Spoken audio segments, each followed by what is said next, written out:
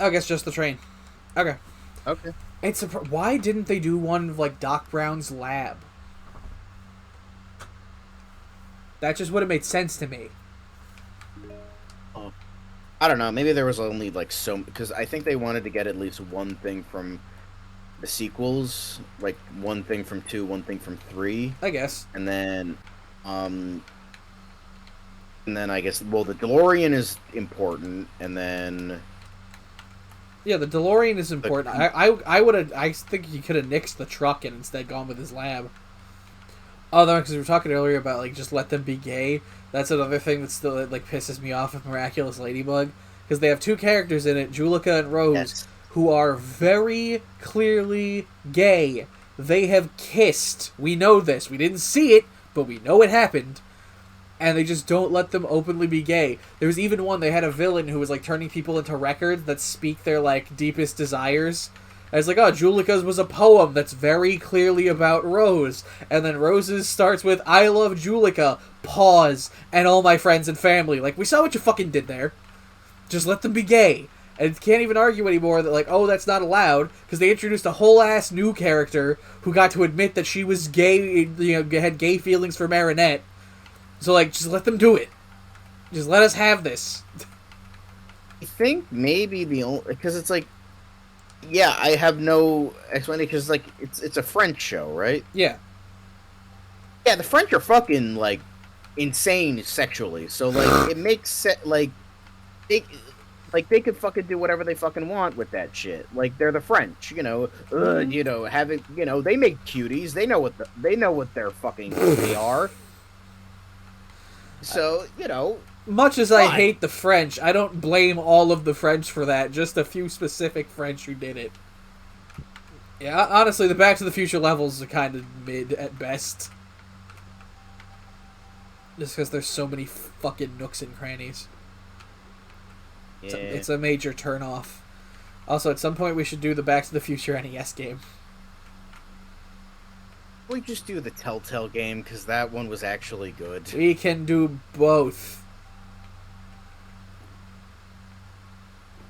That's eventually we will do every game the AVGN has ever done. Oh no. I have a great many of them. Or we could do the famous JonTron one of Battle for Atlantis. We can do that too. Or, That's on the list. I've beaten that game. It's not hard. It's literally just fight 50 sectors and you're good. we need to play the canceled PlayStation 1 version of Superman 64 because it was actually decent. Okay. You need to find it on, Christ. on an emulator or something. Bro, you gotta fucking use the dirt sets when you're doing this. There's still dirt everywhere. I'm using the cleaner. The cleaner doesn't automatically make everything clean. And why are you using the distance wand at close range? Because I was doing distance before, and then I didn't feel like changing it. There's fucking dirt all over this thing. Yeah, I know. I was gonna go back and do it like specifically. Dude, but that makes it hard. Did you not? You never saw the episode of Dead Declassified where they did the car wash? You gotta actually clean the dirt off. Don't just move the dirt around. There's a lot of Ned's Declassified references coming from you, and I didn't even know you watched the show. I fucking love Dead Declassified. What are you talking about? I don't know. You never really talked about it until now. I talk because I have a lot of things I talk about. Just because I don't bring it up doesn't mean I don't watch it. That was one of my favorite shows back then. Yeah, and you know that Dan Schneider didn't have anything to do with it because when a middle schooler asked a 40-year-old man, hey, do you think this 13-year-old is hot? He said he can't answer that because he's 40. I love Gordy. Gordy was an inspiration. Yes. And he was Cosmo. Look how much you guys grew up in just one weekend. He's like, 40, we were gone for an entire summer. Man, that was some party. Yeah, he was the best. And he was voiced by Cosmo. And Timmy's dad. I think he was. Yes. Yeah. And also the guy from the Ratchet and Clank games who goes, Juanita. It was actually really funny because I was watching a couple months back. I was watching David Fincher's new movie, The Killer. Really good movie, by the way. Mm-hmm. And just watching it, like it's like it's mostly serious, but has some black humor in there, which was really good. You know, it's just this like hitman like going on a revenge path, typical shit, but like David Fincher makes it like actually really good. And then you know the guy's going on a plane. He gives his ticket to the guy, and it's Gordy. I'm like, oh my god, Gordy, what are you doing here? What are you doing in a David Fincher movie? I mean, good for you, but like, damn, didn't know. This is great. Scott Grimes being in a Christopher Nolan movie. And he was also in a couple episodes of iZombie. Yeah, no, I remember that, but that's like more his vibe. It's like him being in a David Fincher movie, even if a small role. I'm like, that's interesting. And my dad's like, what the fuck are you talking about? I'm like, it's from a show I used to watch. Uncultured Okay. swine. Yeah, because he knows children's television from the 2000s. My dad knows children's television for the 2000s. Yeah, but your dad's weird. Yeah, and... You say that as if your dad isn't. Yeah, but he's like the type of guy that like, you know, is like, oh, animation is for children type of shit. So it's like, whatever. And the type of guy who's a living Dan Schneider sketch. Okay, that's really mean. Floss my toes! Like, in what way? It's literally the truth.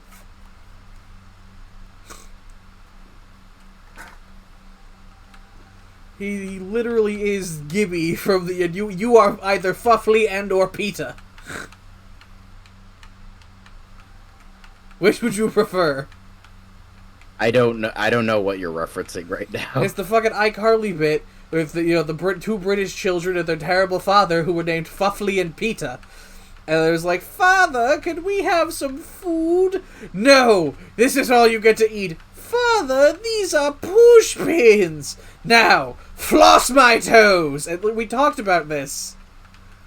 I don't remember the floss my toes bit. That was the only recurring bit. They did Fuffly and No, Peter, I don't like... remember. No, what I'm talking about is like I don't remember you referencing that before. Yeah, do you remember we'd all hanging out, and you told us how your dad used to just randomly put his feet in your lap, silently expecting you to massage his shit. And I said, "Oh, he's literally the dad from the iCarly bit who went floss my toes." I don't remember that. I apologize. It was like a 20-minute conversation. Bro, I probably have early onset dementia at this point, so like, you Vibes. know, it's I don't remember a lot of things that happened that I should remember.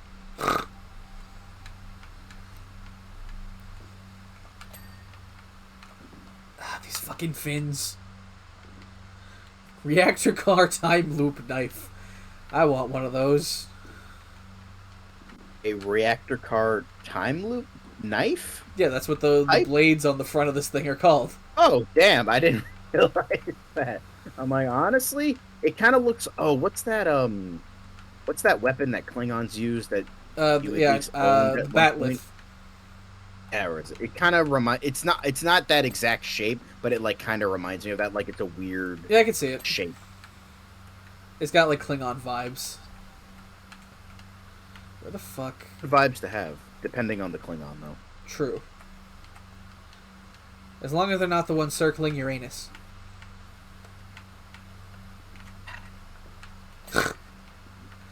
I'm not sorry. I know you never are, and that's good for you. You should remain never sorry.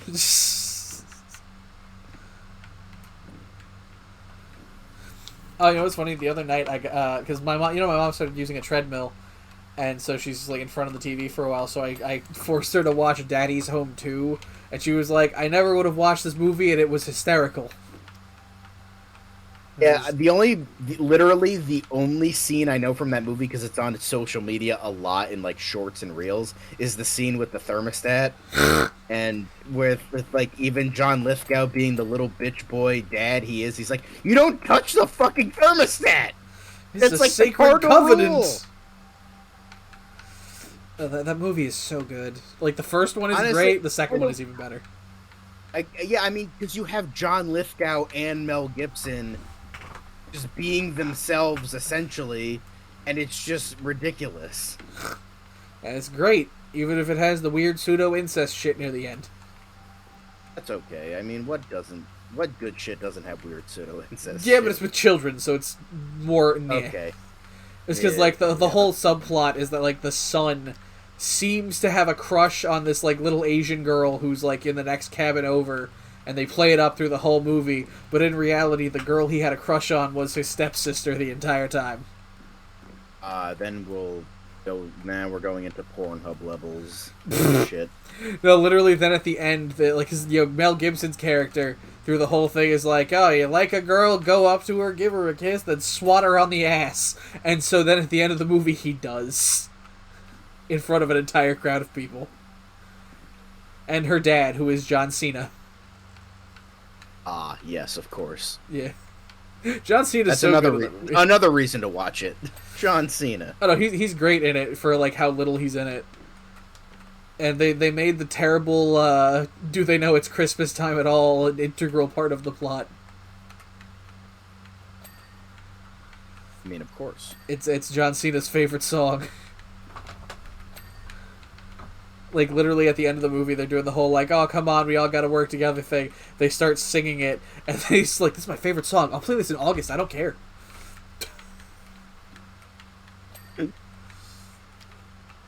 Because I've said this many a times in terms of the three most popular wrestlers that are working in films is The Rock is the blockbuster boy. He brings in the money even though he has little to no charisma and can't act to save his life. But he brings in the big money for some reason. Unless it's Black Adam, but that's beside the point. Yeah. So, and then John Cena's the comedian. He's like actually like genuinely funny. He's not like even like, oh, haha. He's like actually has like a good understanding of comedy, timing, what jokes will work, what jokes like he's like genuinely a funny comedic actor. Like he gets it. Like he gets it. And then Dave Bautista is just a genuinely good actor. Mm-hmm. Like he's great at acting. It's like, where the fuck did you come from? Again, he's into like all these like top tier prestigious projects like Blade Runner 2049, the Dune movies. It's like, what? How? But like, I'm here for it. There's a John Cena movie coming out like next month that I really want to. Yes, I'm very excited. For Ricky Stenicki. It's got a really good cast, and it looks really funny. Yeah. They got the dads from Shameless, which I still have to watch. Like I've watched little bits of it. It's just I've heard it's like a really good film. That was one of my dad's favorites. He loved Shameless. Never stopped talking about it. Zac Efron, I'm glad he like bounced back from High School Musical and people like actually take him like relatively seriously as an actor. He went through a lot of shit though. It was one of those things where it was like kind of like child actor problems, but like he never like really like announced it to the world that like a lot of others have, or like didn't really get a lot of press. So he kind of just was like went through a lot of shit and like I would say got over it because you're still always working on yourself, all that.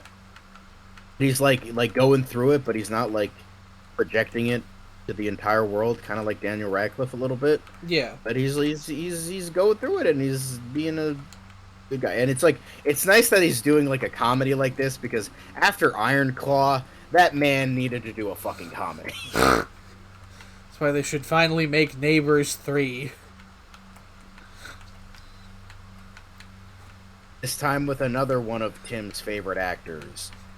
Also shitting on Seth Rogen. I don't know who's your I don't know male version of Chloe Grace Moretz that you love. I don't know. It would be hard to pick just one person. Like, that's the thing. Yeah, Bruce Campbell, sure, make it work. So like an old folks home, but like for cool old Yeah. people tries to move into the house next door this time. And so Yeah, they but they're all like batshit insane. no, they have to call in Zac Efron's grandfather, who's played by Mel Gibson, playing his character from Daddy's Home.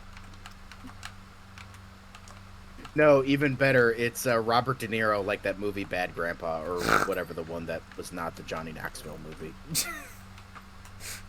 Anything is better than a Johnny Knoxville movie. Yes. As like, I respect his grind. I respect he found, a role for himself and filled it. But, no. He brain damaged an entire generation of people.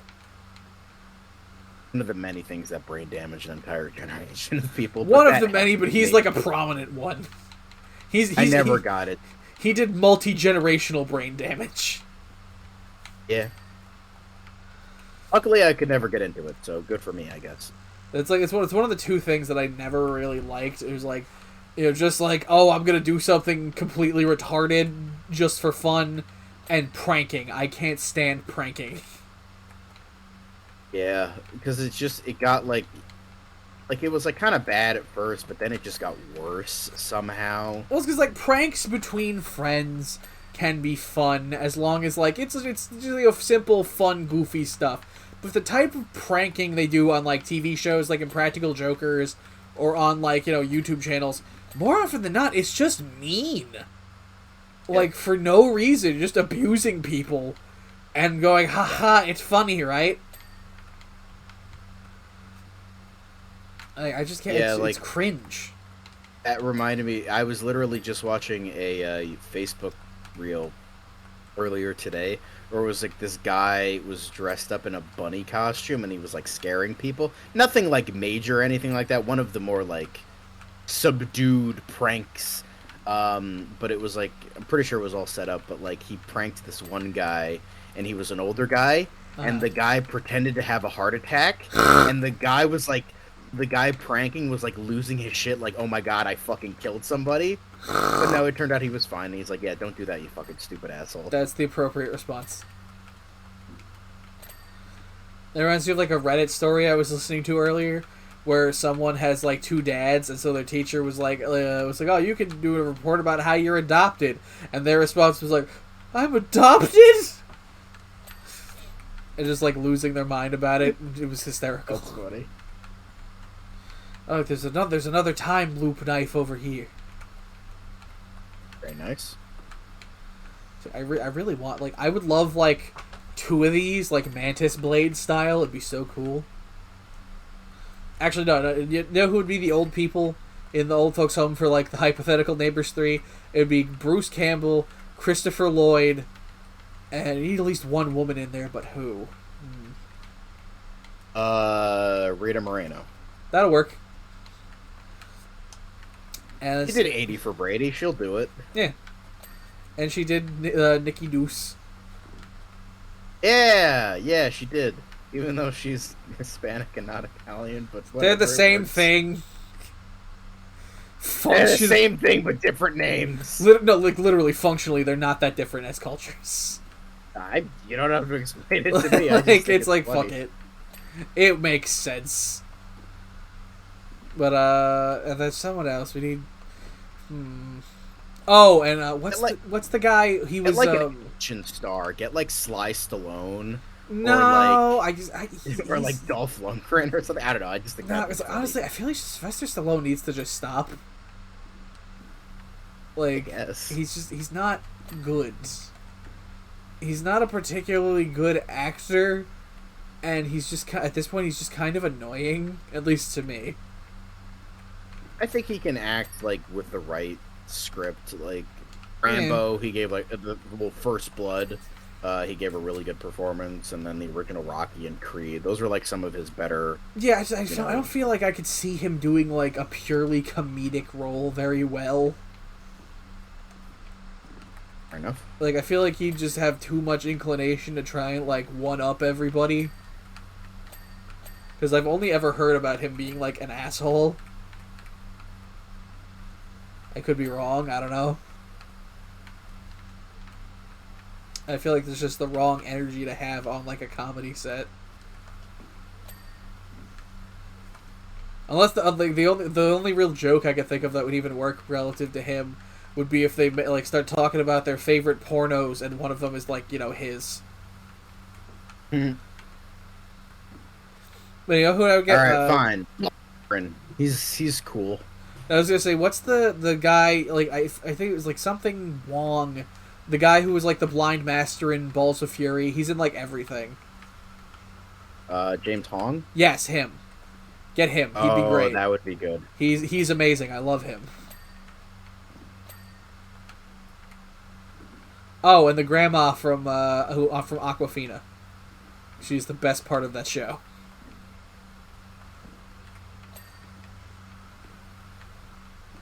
Oh, and Boone from Animal House. Like literally just basically playing Boone from Animal House, but as an old man. It's it. No, he was really good in that show Dads. So I think he could do it really well. Oh god, that reminds me, like, so like Modern Family Guy, it's like it's better than it's been for a long time, but it still has some pretty bad moments. Yes. There was a real bad one in like the Christmas episode they did, where it was barely even a Christmas episode. It was supposed to be like Peter finally Lois sells the TV, so Peter can't watch cable anymore, and he was the last one. So Kevin James shows up, but not even voiced by Kevin James, talking about like without cable, I'm out of a job. And then like they have to do a whole thing. He's like he shows up on their doorstep, and Peter's like, "Oh, for it's the rules of the sitcom. When somebody shows up on your doorstep, hat in hand, you have to let them stay with you." And she's like, "Name 50," and then it's just Peter naming 50 shows.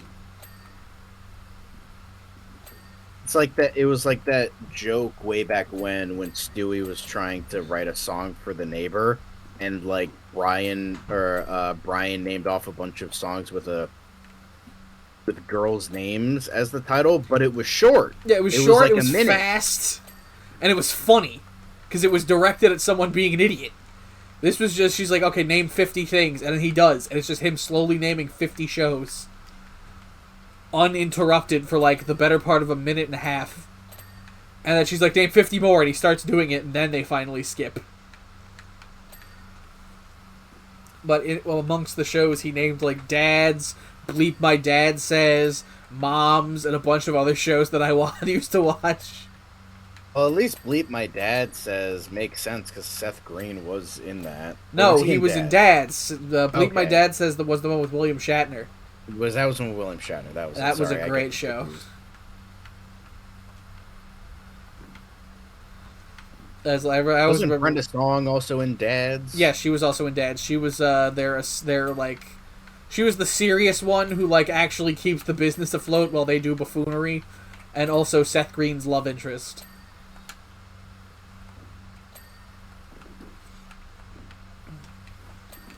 That show was great. It was also another really good show was The McCarthys. It's very underrated, but it was really funny. It was Never heard of it, I don't think. It's about like an Irish family living in Boston, and there's like they all live within walking distance of their parents' house, so they always come together for stuff. And it's made in the early 2010s, so the main character is like their son who's gay, and so like they love him, but it's awkward because like they don't know how to be around gay people. And the mom in it was actually Sheldon's mom from Big Bang. But it's really funny. It was a really funny show. It only ran for one season though, which was sad. But my parents and I still quote it all the time. I feel like that's a lot of the relationship with your parents, quoting weird, obscure things that nobody else really knows. Yeah, like no, like literally, like all the time. Just because of this, there's this one scene in it where it's like the dad talking about how like the mom does everything for him, and he's just like, Marjorie, and then she comes in and helps him do stuff. Like he's in his like recliner and it's on the fucking floor and shit like that. So just every once in a while, I'll just go to my mom and go, Marjorie, and she'll just laugh. Fucking what else are we missing? More of this tiny little shit. Stupid bell. Ring my bell. I was literally thinking about that and I thought better of it. I already made that joke before, so we're past that. Fair. Are the wheels done, or are they? God, my fucking computer is on fire right now. Mine's not that bad, but it is like kind of hot. My keyboard is like hot, and then oh, Yeah, I touched where like the cooling vent. Ooh. And now you have second-degree burns on your fingies. You joke, but it's like, damn. I wasn't joking. I was just making an observation. Tachyon Pulse, whatever. We need Barry Allen to help us dismantle this. And then he can swear I'll never fuck with time travel again. And then a week later, he's gonna be right back there fucking with time travel again. You know what? At least the Grant Gustin version fucks time travel. Ezra Miller fucks children, so you know. True. But what if he used time travel to do that? I will say, one of the best things about the Flash movie, which is not a lot, it was how they essentially, like, they knew who they had as their fucking protagonist. So they're like, alright, we'll run with this. Sticking babies in microwaves and all this other shit. And then just making him the greatest villain of the multiverse. Yeah, they knew what they were doing. Yeah, it was a solid move. Oh god, this is reminding me of one of my favorite bits from Third Rock from the Sun. I think it was the start of the second season. They had a whole thing where they got a new wife because they needed another person on the mission, and they had to go clean up the landing site because they forgot to do it. And Wayne Knight's character, Officer Don, shows up, and he finds like a piece of the ship, and he's like, "Oh, I gotta find this thing." And then they make up a lie. He's like, Harry's like, "Oh, the fusion chamber," and he's like, "The what?" He's like, "Oh, the Fusion Chamberlain show." It's so dumb, but it's so funny. And they tell him that like the piece of the ship that he found is a kid's toy called the Slingerang. And I was like, "Oh yeah, it's a new toy, it's Slingerang, and throw it," and it just stays there. And Wayne Knight's just like, "I gotta watch this show." I fucking love him. He's like, I feel like he's not appreciated enough. What fucking thing am I missing here? Front board railing. Do the thing. Do what thing? Ding, motherfucker, ding! Yeah, we fucking did it. I'm gonna stand in front of it. Come on, hit me! Hit me! God damn it! I shall be immolated. Yes, I embrace the flames of eternity. Yeah! You bastard! You didn't pay us for that. Motherfucker. Damn. Looks like we have to go to Latveria and get Dr. Doom to give us that $75. Let's go!